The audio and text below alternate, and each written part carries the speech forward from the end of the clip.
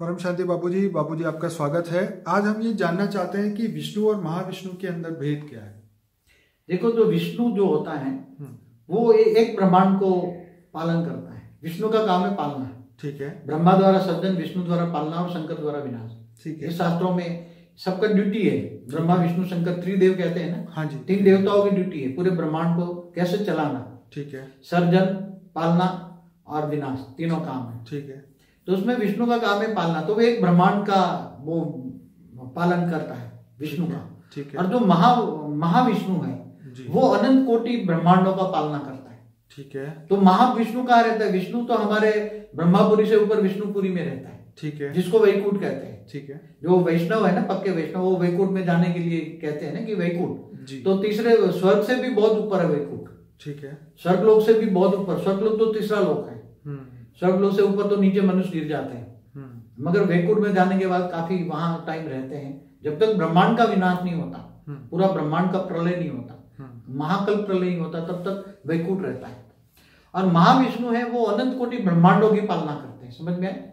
विष्णु एक ब्रह्मांड की पालना करता है और महाविष्णु है वो अनंत कोटि ब्रह्मांडों की पालना करता है। और वो महाविष्णु माना, जो अनंत कोटि ब्रह्मांड माना आकाश गंगा, और जिसको गैलेक्सी कहते हैं साइंस वाले, जिसको मिल्की वे भी कहते हैं, हमारी मिल्की वे, उसके जो सेंटर पॉइंट में एक महाशिव का निराकार रूप है जो महापरम धाम है। क्या है? महापरम धाम। महाशिव महाब्रह्मांड कहेंगे। ठीक है। महाब्रह्मांडों में अनंत कोटि ब्रह्मांड है। ठीक है। अनंत कोटि शिव है, इसका रचयिता महाशिव है। ऐसी तरह महाशिव ने महाशक्तियों को रचा और महाशिव महाशक्ति ने मिलकर महाविष्णु को रचा, और महाविष्णु के द्वारा महाब्रह्मा को रचा गया, और महाब्रह्मा द्वारा महाइंद्रों को रचा गया। तो गैलेक्सियों में मना अनंत कोटि ब्रह्मांडों में महा होता है जी, महाब्रह्मा, महाविष्णु, महाशिव। तो ये बहुत डिफरेंस है। और वो अनंत कोटि ब्रह्मांडों की उसकी ड्यूटी होती है पालना करने की। और वहां महालक्ष्मी होती है, ये लक्ष्मी होती है, वो महालक्ष्मी होती है। विष्णु के साथ लक्ष्मी होती है और महाविष्णु के साथ महा, इसलिए तो आकाश गंगा क्यों कहते हैं? जहां महाविष्णु रहता है वो क्षीर सागर है, बहुत महा। तो वहां से वैसे देखा जाए तो ये जो गंगा हमारे स्वर्गलोक में से ऊपर, तीसरे लोक से ऊपर रहती थी गंगा, जो धरती पर उतारी गंगा। हाँ जी, हाँ जी। जो साकार रूप में भी भीष्म पितामह की माँ थी। ठीक है। तो ये मगर वहां महागंगा थी। क्या? महागंगा। तो महागंगा माने उसको बोला मिल्की वे, आकाश गंगा। आकाश में भी गंगा थी ना, तो आकाश की गंगा, तो ये गंगा तो हो गई ये धरती लोक की विष्णुपुरी की में जो क्षीर सागर है उसको गंगा कहेंगे।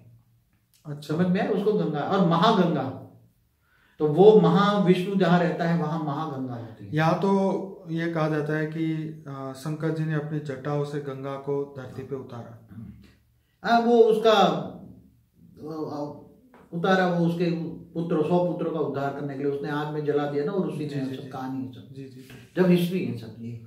तो आपका कहने का मतलब, जैसे देवी भागवत पुराण में बताया कि अनंत अनंत ब्रह्मांड है। हाँ। अनंत अनंत ब्रह्मा जी को जब यान में बिठा के दिखाया तो हर ब्रह्मांड में ब्रह्मा विष्णु शंकर है। तो आपका मतलब ये था वीडियो में बताने का कि हर ब्रह्मांड में ब्रह्मा विष्णु शंकर है, लेकिन जो इन सभी का रचयिता है वो महाविष्णु है और महाविष्णु है। जी जी जी। तो जैसे पैरेलल यूनिवर्स कहते हैं ना साइंस वाले, पैरेलल यूनिवर्स, ब्रह्मांड है, पैरेलल ब्रह्मांड है, एक समान ब्रह्मांड। आज कहते हैं दूसरे पैरेलल यूनिवर्स से सेम टू सेम उसका आया। जी जी। फेस टू फेस फिगर मिलेगी, सब कुछ मिलेगा। कई लोग मतलब मानते हैं ऐसा कि पृथ्वी जैसी सेम टू सेम पृथ्वी भी है। कई पृथ्वियां वहां रहते हैं हमारे जैसे ही, हम सकल वहां रहते हैं। हमारा जो पैरेलल यूनिवर्स का वीडियो है सभी लोग देखें, उसमें बापूजी ने बहुत अच्छा ज्ञान दिया हुआ है। इस वीडियो में कुछ कहेंगे बापू? नहीं, बस अब इतना ही बहुत है। परम शांति बाबू, परम शांति।